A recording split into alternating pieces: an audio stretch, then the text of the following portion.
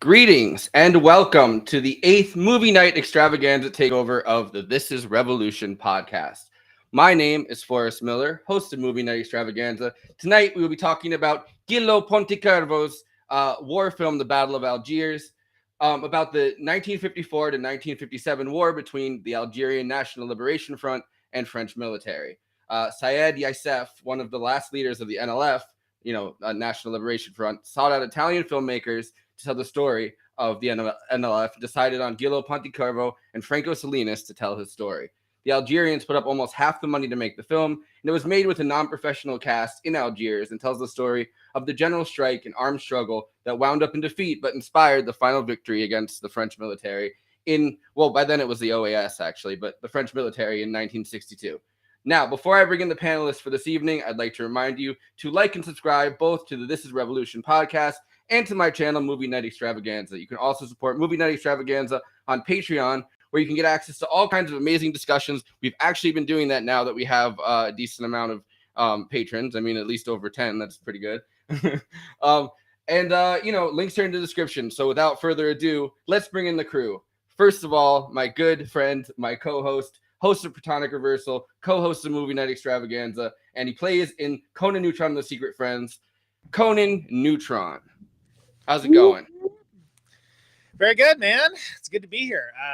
I'm so glad we're doing this movie. I'm so glad that Conan Neutron suggested that we do it, because I think it's kind of right down the line for this show, right? Yeah, 100%. Hits the film nerd buttons. It hits the This Is Revolution, quite literally buttons. I mean, this is perfect. This should be catnip for this audience. Yeah, the line that I was going to use that I forgot to write down was I was going to say this is indeed a revolution.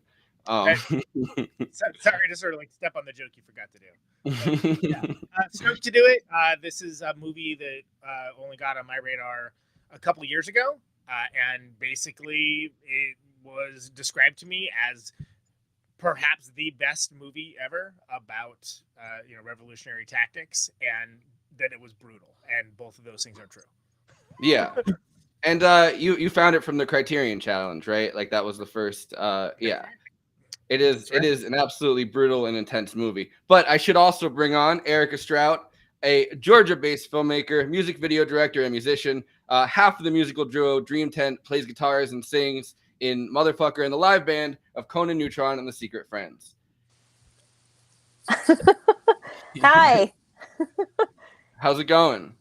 Pretty good. How are you?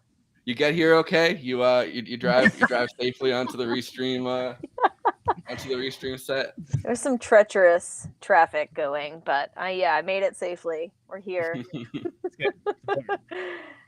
Glad to be here. Thanks for having me on. All right, so I should right now play the trailer because we do it this way. We do the intro first and then the trailer. I don't know how much I like that version of things, but Conan and I have been going back and forth. Which one is a more superior way? With this one, I need the professional introduction. So here is the trailer.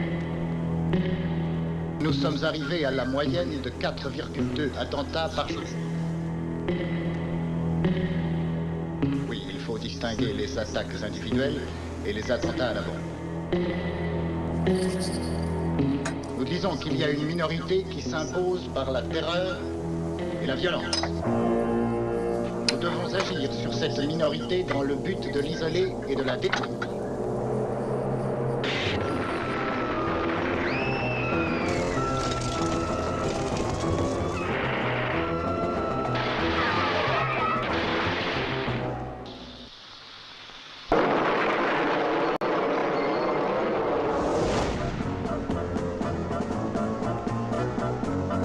يصعب للشعب باش يبدا ثورة ويصعب له بزاف باش يوصلها ويصعب له أكثر وأكثر باش ينتصر. La France doit-elle rester en Algérie? Si vous répondez encore oui, vous devez en accepter toutes les conséquences nécessaires.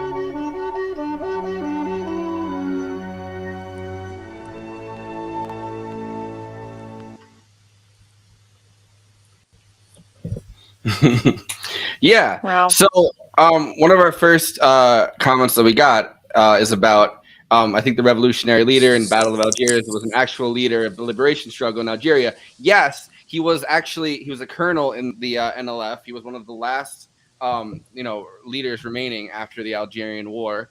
Saadi Yacef was his name, and he wrote a book about his experiences and actually sought out filmmakers, which is something that I wanted to talk about in the after party, but we can start talking about it here. Actually, no, I think it is something that I want to talk about here. I can't remember how I divvied up these clips, but he sought out two Italian directors because Italy kind of was the least colonial, I guess, of the European powers. So he sought out these two Italian filmmakers. He had like three of them in contention that were vying for his book story, I guess, and he ended up going with Gillo Pontecorvo, who I think is a leftist. He's a Marxist of some type, like openly. And his film had won or been nominated for an Oscar right before that, Capo, and he was just getting out of this Oscar contention, and like really like he was trying to say that people were offering him like a film a week. I mean, who knows if that's true or if that's kind of him just being braggadocious. But yeah. Film a week, it's it must be slow. Yeah. But yeah, he really wanted to do an Algerian film. The original draft that they wrote before meeting Syed, the original draft was about a French paratrooper, and it was all told from like the perspective of a French paratrooper that gets converted, I guess, to the Algerian struggle. And he and Solinas had gone around Algeria, really explored it, and then realized like, no, nobody wants to see a European, like a Eurocentric story about the Algerian Revolution. So they went back to Italy and they were like, this isn't going to work. And then this guy kind of tracked them down and was like, I have this book, and here I wrote this manuscript for you. Turns out it was kind of a trash manuscript. He kind of just wrote down a bunch of like NLF talking points and just handed it to them in a pamphlet form or whatever, and was like, make this book. And they were like, that's not how you write a script. That would have ruined this movie, though, if they did the whole, oh, here's the Westerner's perspective of like what's happened. Like that would have ruined this movie. One of the things that make this movie very interesting and special is that it's not only told from the perspective of the people, but you have so many actual people, like non-actors and actresses that are just in the movie that like the director he liked the looks of them, and then like in some cases they had to do ADR and dialogue replacement because that's the downside of not having actual actors and actresses, right? But like it gives it a unique feel that's pretty special, frankly. And like to have like kind of yeah, well, I noticed it's kind of done in the almost spaghetti western style, right? Where they have people, kind of speaking in their like home language, I guess, or they're speaking kind of a mixture of like Algerian and French, I guess, and kind of having this full conversation. There's actually multiple languages, I think, in Algeria, and a big part of the dynamic is that not everybody speaks the same language. So like the ethnic divisions within Algeria are actually more language based. I was listening to a podcast about it than they are actually like ethnic based, right? Like people actually come from, the same background, but like because of the language differences, they've kind of decided on, well, the French really decided on a difference between ethnicity, and because people look so different. I mean, it's a Mediterranean country, right? Like it's in North Africa. It's not in the Southern Africa, like the part of Africa where they kind of, there's a big the imperial wise, they kind of created this racial division where it's like North Africa is kind of more European descended, and South Africa is a lot. They're like, no, this is like the Black Africans and the European Africans. So like Africa itself was divided into these different divisions. I mean, I don't know. It's fascinating to go back that far, and they kind of only reference it briefly in this movie, right? Like they're like, oh, well, we got along fine for 130 years, which isn't true. I mean, there were different generational struggles, but in the sense of this kind of struggle, right, where that could only really happen in the decolonial period, like can only really happen post World War II. And a big reason that it happened post World War II is that, and I'll shut up after this and let you guys talk, but a big part of the reason it happened is that they had so many Algerian soldiers fighting against the Nazis and fighting on different sides of World War II, because France was kind of, broken in half pretty much, and they had resistance fighters, and they had people that were working with the Vichy government that were Algerian, and they kind of saw France get down on its knees and kind of like surrender, and they're like, holy shit, we could actually do this. And then of course Vietnam and Dien Bien Phu, which is the big defeat of the French in the Vietnamese French battle, which is why we got involved, and which is where our troops got into Vietnam. So I'll shut up and let it, and let you guys. You basically just gave like a history lesson in like Reader's Digest form. But yeah, I mean, just the only thing I'll cap on that, because I want to hear from Erica, is that like, north coast of Africa, what is now known as Algeria.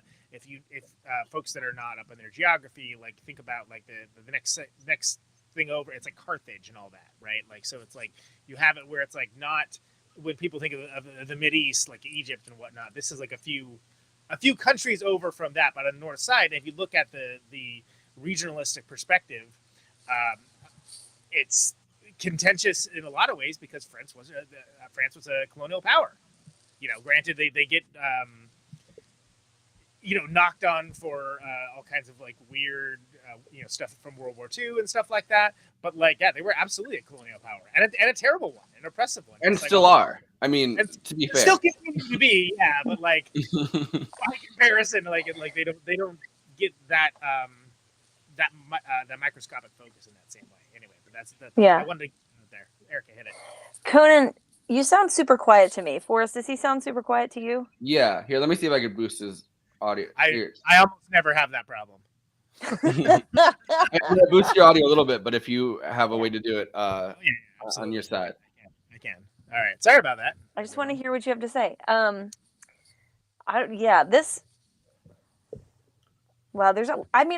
I think that there could be an interesting way to do a story where you're showing a French paratrooper getting recruited by the Algerian people who want to be I forgot the initials. FLN. Oh, NLF, NLF, National Liberation Front. Yeah.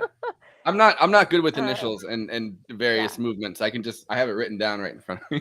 Yeah, no, that's a good idea. You're smart. But that being said, I'm glad that they didn't do that with this movie, because I really like the way it's put together. It doesn't really I feel like, I mean, it's very emotional, but like as far as like the dialogue and stuff, like they don't talk that much about the emotional like side of what they're going through and what they're dealing with and what they're trying to accomplish. So like it's interesting to, I don't know.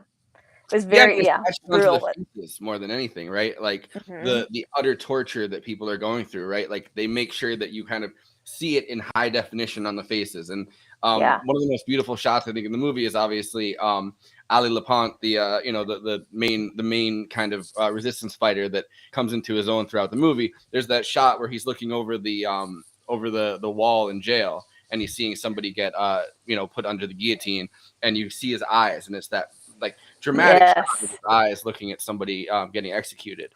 Yes, it's very which is nuts. Like that's a nuts scene, and it's a absolutely beautiful visual as well. You know. Yeah. So, and I was praying the whole time I wouldn't actually have to see the guy's head roll.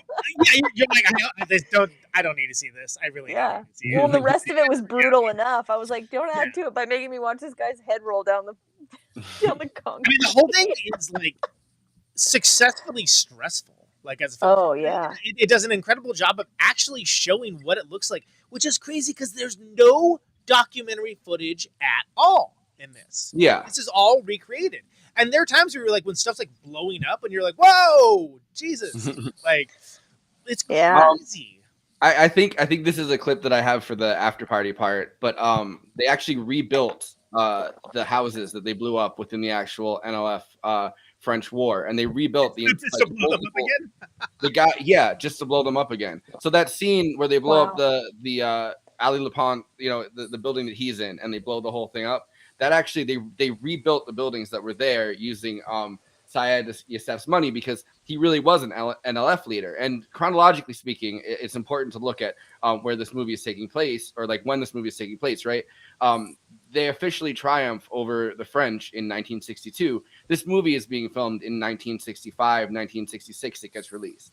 So it's extremely important to realize that like these people have just gone through this struggle against the French. This is recent history. Yeah, this is like very recent history at the time it comes out. Yeah, absolutely. And think about the fact that like how salacious, like this would be like a movie at the height of the Iraq War, like a movie about it coming out 2 years after it gets started.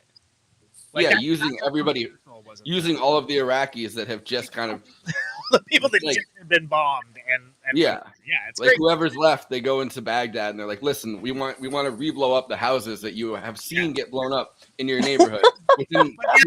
Pictures this time. It's fine. We got it. We got this covered. So I want to pull up this. I watched this documentary last night, and never a good first time when someone says, "Hey, I watched this documentary. Check out this video from." But no, I don't think it's a documentary though. No, so I watched this documentary last night, Marxist Poetry: The Making of the Battle of Algiers. It's from 2004. They went through the filming and they went through the entire process of making this movie, and I pulled a bunch of clips from it because I found them really fascinating. I just kept on finding things that I found fascinating that I wanted to talk about. And like, my brain is not working that well today. So I was like, I'm going to make sure that I get these clipped. So this is the story. This is the actual story of how the movie came to be. And I wanted to play that for you guys. And, they're all speaking in French and Italian, so it is subtitled. So I probably, at the end of it, will summarize it for whoever listening to this by audio. But Je faisais partie de ce front de libération nationale. Moi, j'étais le chef principal avec le grade de colonel. Ce qui fait que moi, je me suis trouvé en prison, jugé, condamné à mort 3 fois. J'ai été transféré en France par la suite. Et c'est comme ça que j'ai écrit mes mémoires, etc. Lorsqu'on est en prison, ça constitue un lieu de méditation et de réflexion. Laisser un message à travers ce petit livre, je ne savais pas ce qui devait m'arriver. La guerre pouvait durer 20 ans ou 30 ans. Et donc, il fallait laisser ce message à la génération à venir en disant, voilà une étape, une partie de ce qu'on a vécu pour libérer le pays. C'était dans ce but-là, déjà. une fois la guerre terminée, en 62, j'ai lu un article disant que les Italiens et d'autres encore voulaient faire un film sur la guerre d'Algérie, notamment sur la ville, parce que c'est le cœur, le poumon de l'Algérie. Et c'est comme ça que j'ai dit, tiens, j'ai écrit déjà un truc et il faudrait que je le mette dans un langage cinématographique. E je vais en Italie, pays méditerranéen. Gli algerini che volevano fare un film sulla loro rivoluzione, sapendo questo, sono venuti nella persona di un grande mio amico che è Saadi Yacef, che è diventato un grande mio amico, Saadi Yacef, portandomi un soggettino. J'ai montré mon scénario. Il m'a dit jette-le à la poubelle parce que c'est pas comme ça qu'on fait des films. Il soggettino era, come tutti i soggetti scritti dai non professionisti, soltanto un pamphlet laudativo della loro rivolta, e ho detto guarda, se si tratta di questo non lo facciamo neanche per ridere. Lo stesso ha detto Solinas, anzi con parole più dure. Però se vi interessa, siccome noi siamo da tanto volti verso questa materia, proviamo a scrivervi una cosa proprio per voi, cioè non facendo più il colonialismo in generale, ma sull'Algeria. Saadi ha portato la sua persona e la sua esperienza e la verità della sua esistenza dentro il film. J'ai invité tout ce monde-là, surtout Pontecorvo et Solinas, pour venir en Algérie. Ils sont restés près de 2 ans, enfin plusieurs mois. Pourquoi? Pour rentrer dans la peau du combattant en interviewant tout le monde, voir comment que les gens mangent, comment qu'ils réagissent, enfin tout un système de façon à comprendre ce que c'est que la révolution algérienne. Et ainsi, je lui ai montré tous les endroits et en prenant le livre, j'ai dit voilà, la grève de 8 jours, ceci, ça c'est des événements qui ont aidé l'Algérie à faire un pas. Je faisais partie.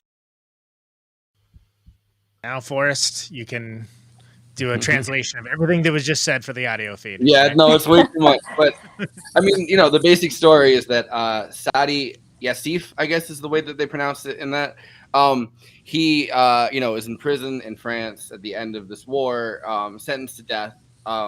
And they let him out because the war is over. And he's written this memoir. He travels to Italy. He has them. He meets with these directors. By the way, did the subtitles get blurry for you guys? I noticed that people said that in the chat, but they seemed all right to me. But They didn't look blurry to me, but I haven't been drinking that much, so no, they were fine. So he travels to Italy, and these two filmmakers are already looking to Gillo, Pontecorvo, and Franco Solinas, which is doesn't sound very Italian as a name, but I guess it it sounds more Spanish. But so they're making this movie for him. It was right after Gillo got done with Capo, which is a movie about World War II and a lot of the stuff that happened within that, and the camps. I'm pretty sure, and because I saw images of it, I haven't seen the movie, but this famous director, he travels to Algeria. They spend a couple years there meeting everybody, and they decide to write this manuscript just for them because the actual book is obviously a book. It's not written in the form of a screenplay. So that's basically what you missed in the subtitles if you're listening to this by audio. Or if apparently you were too wasted to read subtitles. Which I'm just going to assume this audience is. Yeah, but I mean, that's heavy, right? Like, there's a lot going on here.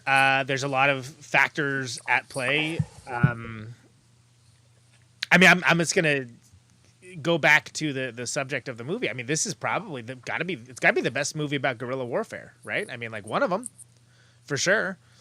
And which is why Which is why in the trailer that we watched, they said they watched it in 2003 in the Pentagon, which I don't know why you'd brag about that, but they watched it before invading Iraq because they assumed that, you know, fighting in Baghdad would be a lot like, you know, on the French side in the case of the U.S. obviously, but like they felt like fighting in Iraq would be a lot like fighting in Algeria. It would be people kind of, you know, very invested in Islam because, you know, throughout this movie, Islam is kind of a recurring theme, right? Like that's kind of where they get their strength from. That is a big part of their cultural heritage. I mean, it is a big scene when the women, you know, the women with the NLF have to cut their hair and kind of wear Western clothes and walk through the put makeup on. Yeah. Yeah, that was powerful. Throughout the movie, they're also kind of able to get away with you know, getting past the French sometimes because they put on the women's like the burqa and the full headdress, and you can't see their face, and that doesn't really work when they're running through the Kasbah and they look at their feet and realize no, those are guys' feet and start shooting at them. But like that is kind of something that they try you know, to get out of their hiding spot. Yeah, because the paratroopers have an understanding that they don't touch the women. Yeah. Well, yeah, You're not allowed and to touch women in that culture. Right. Exactly. French known for never touching women. There's so many places I can go with that, and I'd like to just acknowledge that, and I also acknowledge my restraint. Additionally, the you know, talking about the whole thing with the spin up to the Iraq War, like I mean, they have like you know, like folks like Richard Clark and stuff that have like talked about this in terms of like, you know, being like mandatory viewing. But they look at it in terms of like, hey, here are the kind of things, that you might see, like as we occupy this other country. This is, and like he talks about, you know, the winning message or whatever, but it's like hearts and minds, right? So this is like a hearts and minds movie, or the vain attempt to try to do so in 1966. Like when they're going around trying to give out bread, it was like, dude, you're killing us. You are literally killing us. I don't care about your bread right now. Your bread can F off. Yeah. You know, like it's crazy that, you know, the more things change, the more they stay the same, I guess. I mean, but it's fascinating to see depicted so artfully, because this is a beautiful movie. This is a really interesting movie, but I mean, it's tough. You know, it's tough. And it's a movie that, for folks that are like watching or listening to the show, this is extremely your shit. Yeah, I do think it's interesting that they had to put in, and we saw it in the trailer when we watched it, the disclaimer. It's almost, it wasn't, I guess, exactly phrased like a disclaimer, but it was a bit of a disclaimer where it was like, none of this is actual news footage. Like, this is not newsreel footage that we're using for this. Because it looks like people were. Yeah, I think maybe they were afraid. I don't know if they were afraid people would get confused or if people were actually confused about that, but yeah. Well, I was watching other filmmakers talk about this, and they actually kind of the opposite. They kind of needed that reassurance at the beginning of it. Sometimes that like this isn't real, right? Because it feels so real, and you see bombs go off, and you see people dead in the street, and you know your brain kind of goes to you're watching an actual war unfold in front of you, and it's almost like you kind of need the reassurance, like no, listen, we're not actually bombing people. This is a movie, like all you know, it is filmed within the actual Kasbah. We are kind of recreating the events, but this is not the actual events. You're not actually watching the bombs go off. We have not followed people into a restaurant with a bomb, watch the bomb go off. In some cases, even kind of an early form of suicide bombs. I mean, not for all of the women that walk in with bombs, but I think the woman that sits down in the airport kind of has to, because she can't really just leave a bag unattended in the airport. As far as I can, you know, I was trying to rewatch to see if she left with it, because two of the women did leave with the bombs, but I think that woman stays seated and lets herself get exploded with everything else, right? Oh, she did. I think you might be right. I'd have to look at it to see. The one that kind of affected me the most is like there's the club where everyone's like, you know, having a dance. They're like doing the mambo or whatever it is, and then like you see the bomb get left, and you see that kind of moment of like, oh well, I don't know, like should I be doing this? And then, you know, there's kerfuffle, and then like people are like, oh wow, it's crazy. Well, the first bomb goes off, right? The first bomb goes off, and they're like, oh wow, that's crazy. Oh well, let's go back to dancing. And then it's like, then you get the explosion where like, oh my god, there are bodies everywhere, and that shows the real toll of those kinds of tactics, those kind of revolutionary tactics, which are not clean Those are not clean tactics. Those are messy, brutal. The point is to affect as many people as possible, because the idea is if you are not part of the revolution, you're part of the problem, right? And that soft complicity is still complicity. But to see that like laid bare like that, like I think that's something that you could. Some people have argued that this is basically a propaganda film, right? It's not a propaganda film, because it does show that like this is nasty. This is what revolution actually looks like, and like it's not fun. Yeah. I mean, I kept thinking when they were planting those bombs, when the women were planting their bombs, like they're like looking in the faces of all the people that they're about to maim or murder, like with this bomb. Like they're looking at them directly, and they're about to walk away and just let them get blown up. But that's part of it. That's like what they feel like these people are part of the oppression that they're feeling. Like these people are buying into the system and supporting it and living within the privileged part of it. So yeah, and we should say that the city Algiers is kind of cordoned off, right?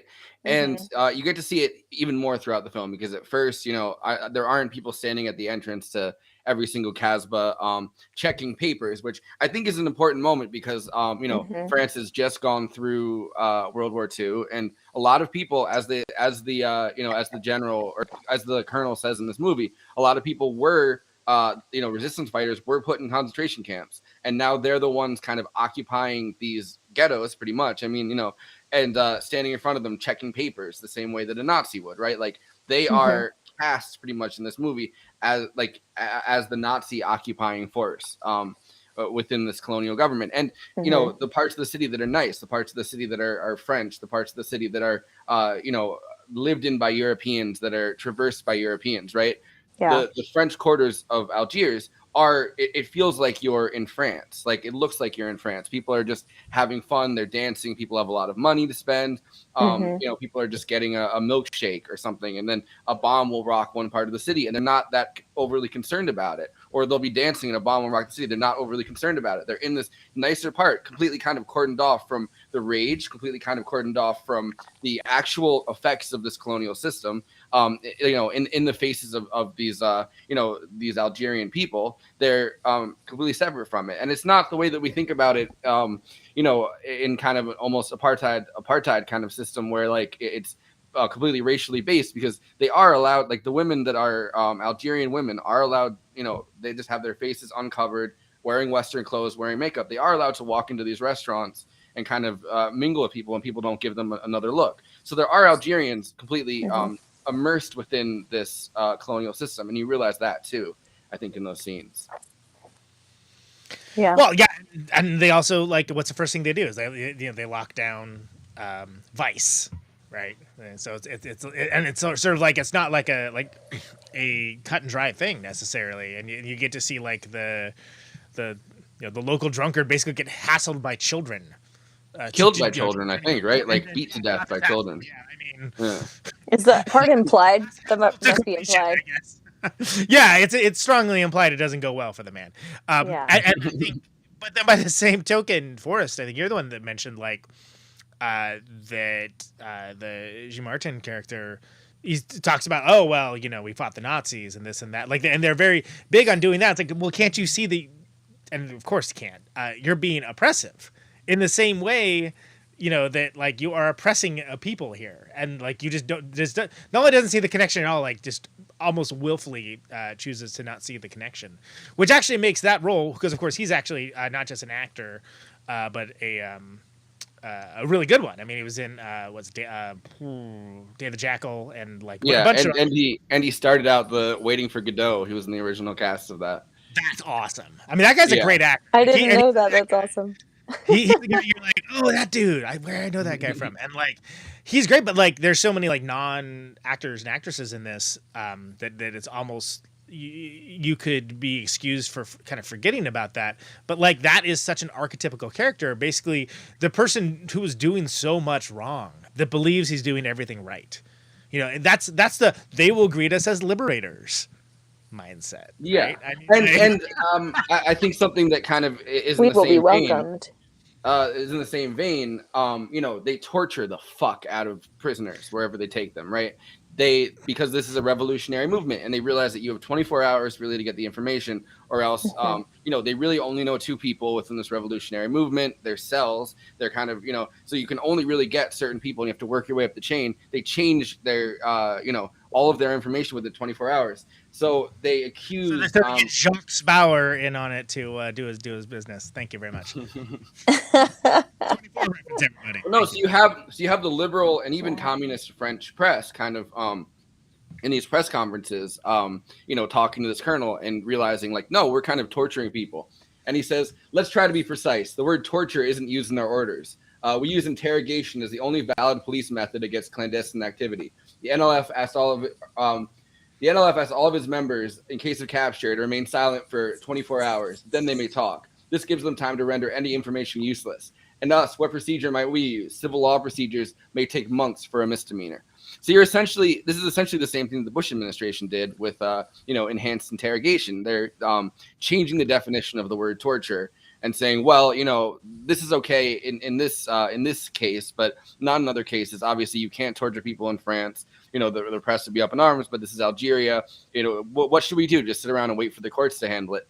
Yes, is the answer to that. I mean, but that's not. So he says the problem is this: the NLF wants to throw us out of Algeria, and we want to stay. Even with the slight shades of opinion, you must all agree we must stay. When the NLF began, there were no shades. Even the communist press wanted it crushed. We are neither madmen nor sadists. Those of you who call us fascists forget the role many of us play in the resistance. So he's literally using that his connection to World War II to the anti-Nazi resistance, right? To say, well, I can't be a fascist. I was, he even says that, many of us were put into the concentration camps. Many of us suffered this fate, right? Along with the Jewish people, along with, everybody that the Nazis were trying to eliminate as resistance fighters. We can't be, you're calling us fascists, but like, we've just gone through this whole thing and you're gonna, accuse us of that. Because remember, it's less than a decade when the movie takes place after World War II is over. Yeah. In the beginning of it, anyway. Right. Yeah. Yeah. And like watching that short montage of like the different guys getting different kinds of torture applied to them, just like kind of one after the other for a minute there. It's not super long, but like it's very impactful. Oh, what is it? Yeah, well, and it doesn't. It's it doesn't seem fun. Like, not to put it bluntly, like it's sort of like, no, this is nasty, bloody. This is again, I feel like I'm overusing the term, but brutal, and that's one of the things that makes it such a special film, because I feel like a lot of times it gets glorified, right? And here it's like celebrated but not glorified, which is an important distinction. Yeah. And the end result is, I think, celebrated more than anything else, right? Like their liberation is achieved, but it's not hidden that, everybody. Yeah. to get their liberation, they need to do things that are, equally brutal in many cases to the things that the French are doing. And the French obviously have a full military. They have helicopters, and you see the helicopter following everybody around the entire movie, right? They're blowing up buildings. They kind of there's a great line where the guy in the reporter is talking to the guy, and he's like, oh, isn't it hold on, he says, isn't it cowardly to use your women's baskets to carry bombs which have taken so many innocent lives? And he says, isn't it even more cowardly to attack defenseless villages with napalm bombs that kill many more thousands more? Obviously planes would make things easier for us. Give us your bombers, sir, and you can have our baskets.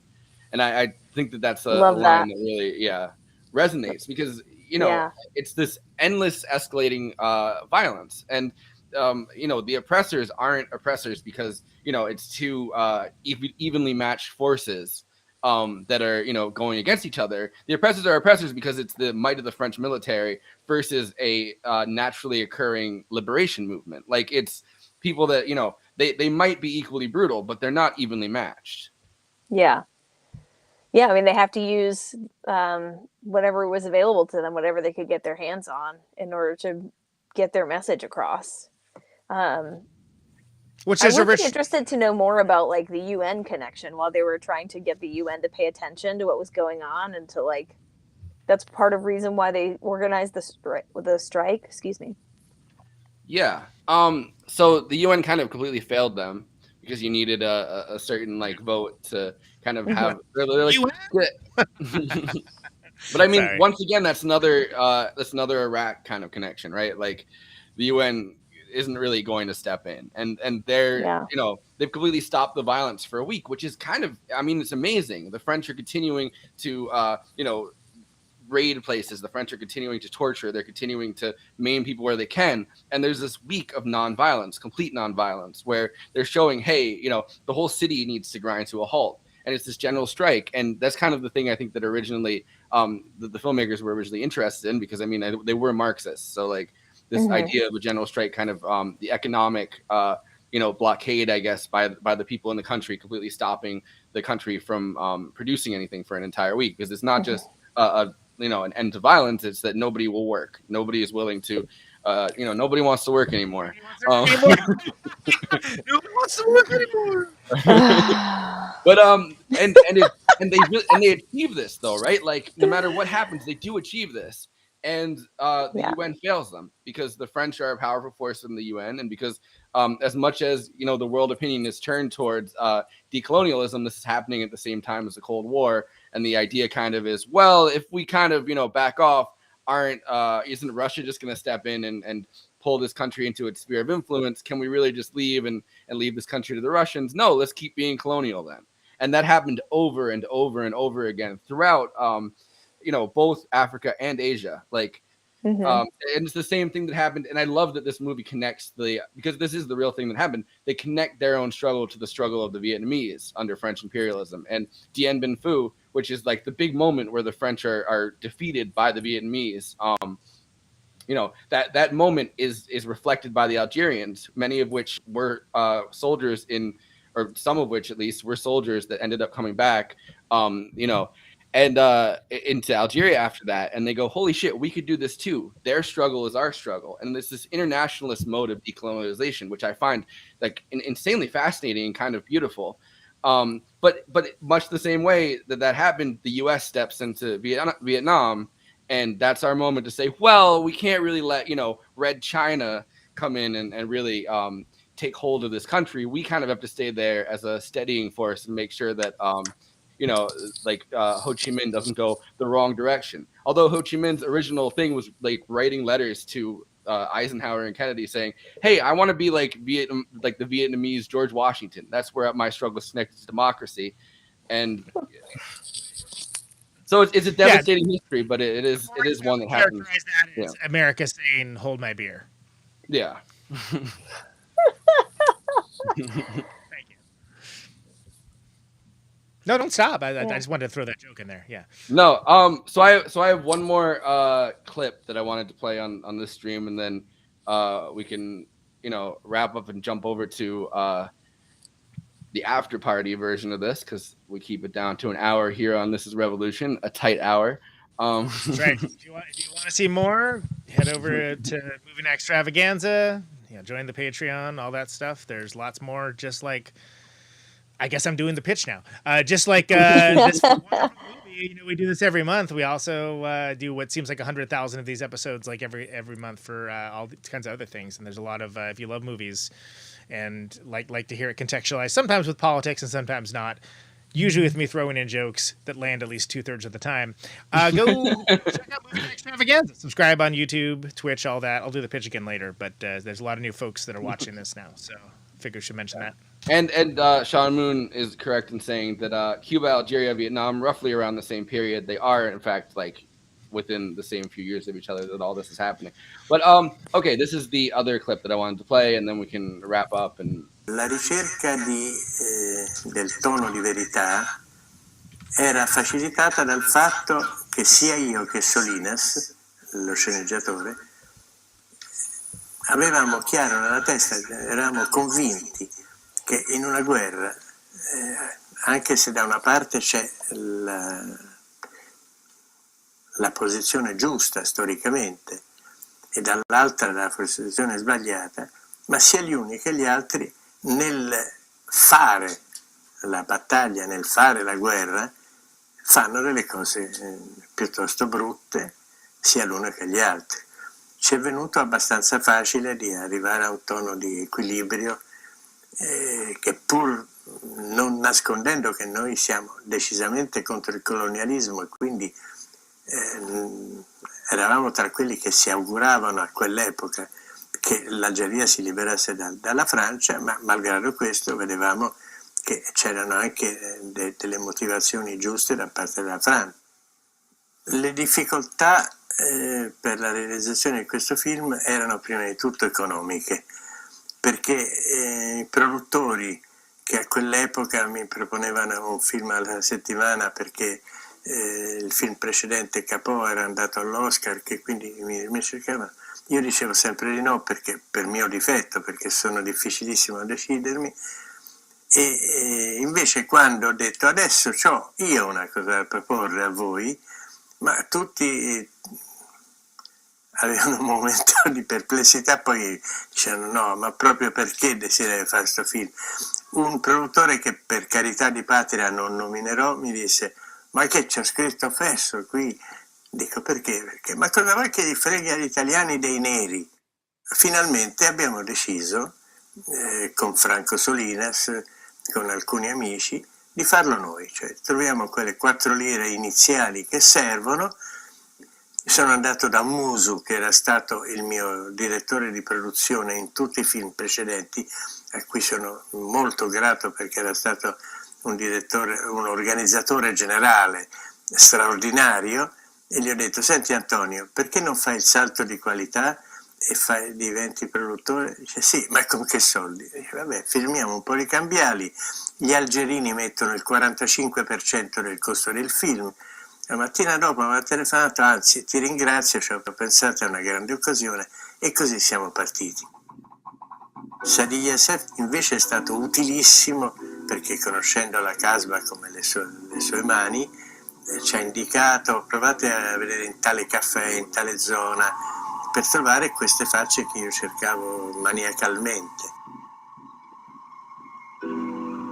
Sono un maniaco della rassomiglianza, della vicinanza somatica del personaggio che interpreterà i vari ruoli, dei personaggi che interpreteranno i vari ruoli, con quello che si è pensato scrivendo. Preferisco prendere uno, come si suol dire, dalla strada, cioè uno che non ha mai fatto il cinema, ma che abbia la faccia giusta, che avere un attore che abbia una faccia meno giusta. A cercare per settimane e settimane nella folla, nella gente che si incontra per strada, si finisce per trovare il personaggio giusto. Ma per me è importante come per un pittore a cui si dica vabbè, questi sono i colori, certo non sono quelli che tu volevi, ma con un corno, se volevo quel colore o quella faccia è decisivo trovare. La ricerca. Deep State got him.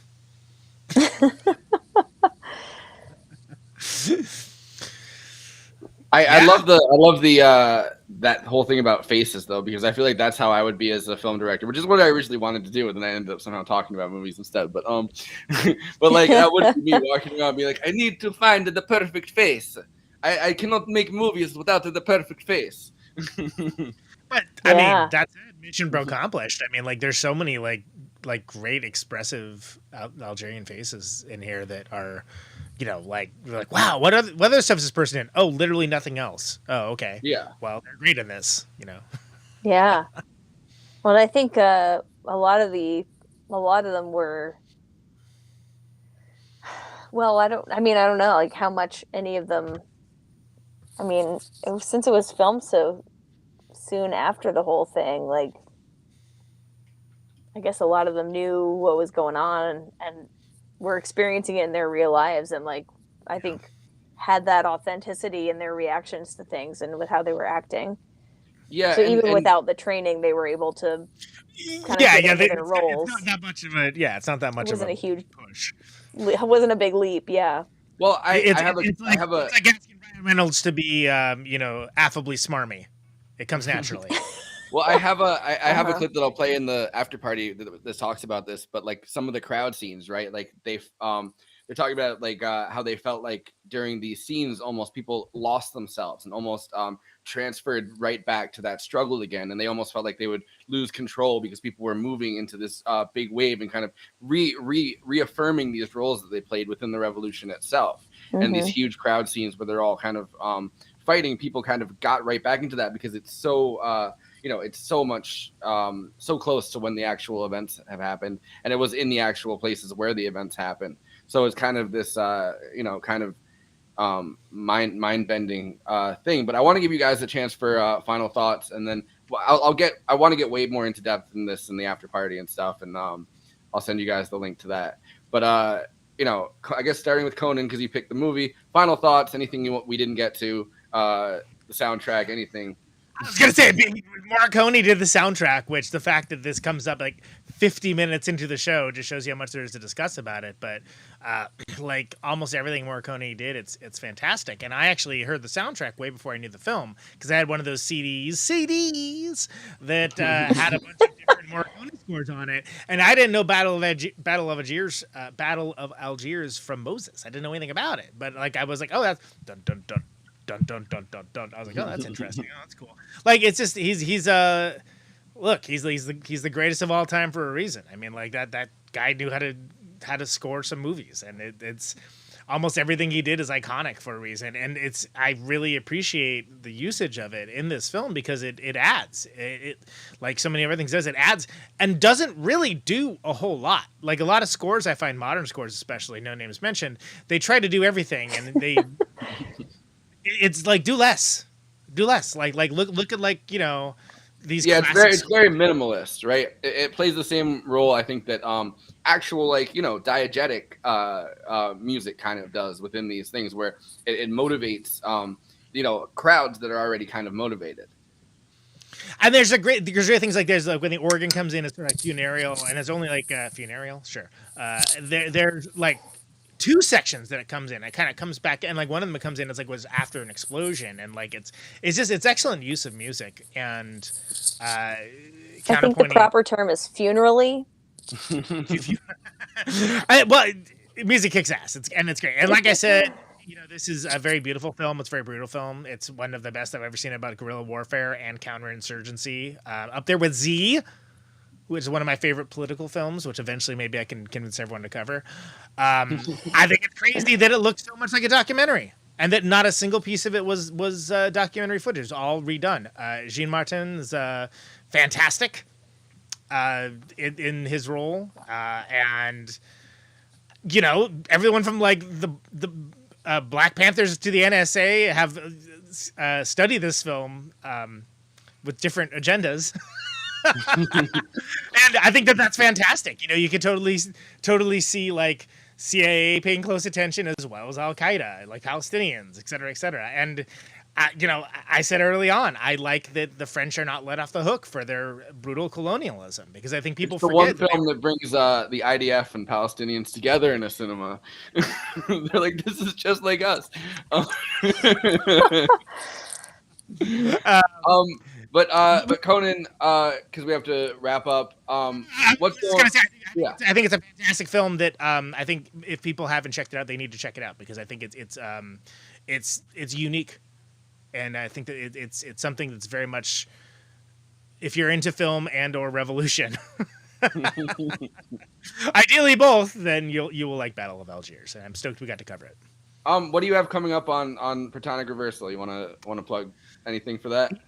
Sure. Ian Miller of Platonic Versal's next episode is Ian Miller of Kowloon Walled City, Interesting Times Gang. I've got let's see, Dear Horse coming up. Will from Dialect is coming up relatively soon. Justin Broderick, Godflesh, and Jesu and whatnot sometime the next month. There's other things too. I don't know. PlatonicReversal.com. Go get it. There's a new Conan Neutron The Secret Friends EP. Dangerous Nomenclature, neutronfriends.bandcamp.com, or on the other things that you can listen to music to, all the places you normally find music. All right, Erica, final thoughts on this movie, or any of this conversation that.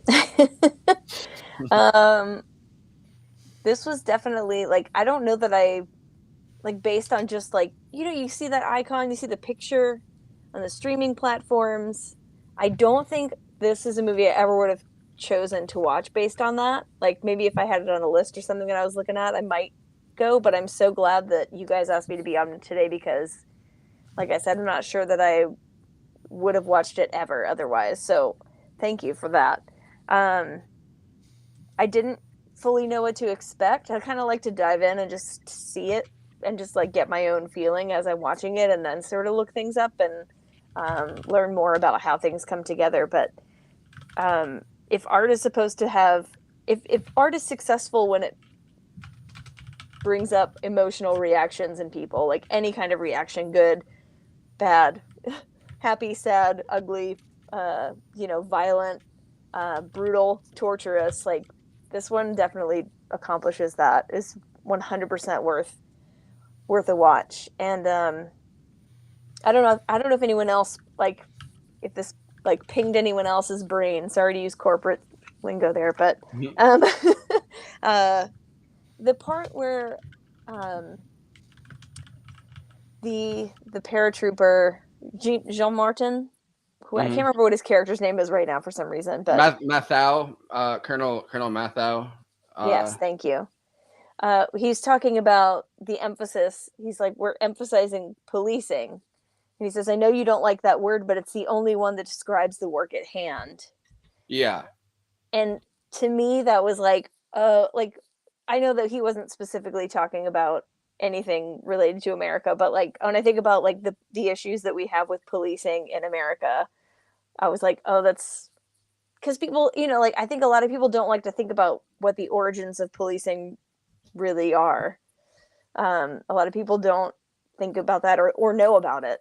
So yeah. I just thought that was a really interesting point that he made, because we're going to capture people and torture them, and that is the policing work that we have to do.